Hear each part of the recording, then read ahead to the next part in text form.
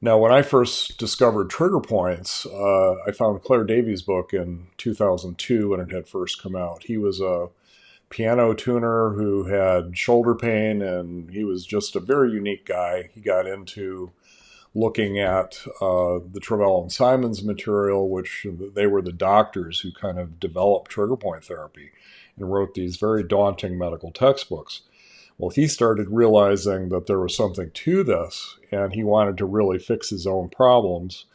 So, he very admirably went in and learned everything. He became a massage therapist. He was well into his 60s at that point, and he learned everything he needed to learn.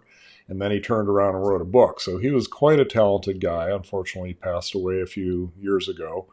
But I went and studied with him, read his book, and that got me into trigger point therapy. When I very first encountered that book, it made me aware that there was this map where you would have tender points and then you'd have an area where you might feel pain, and they were usually different. And that was something I had figured out. I could press on certain areas that might be tender, but that wasn't where I was necessarily feeling my pain. If I rubbed where I felt my pain, that often was tender as well.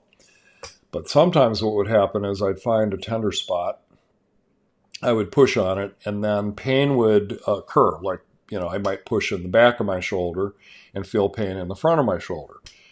Now, in trigger point therapy, they call that pain referral. So Travell and Simons and Claire just provided a map of those, push on the point and you'd feel the pain in the books. So that to me was exciting. That was an incredible key that I was missing.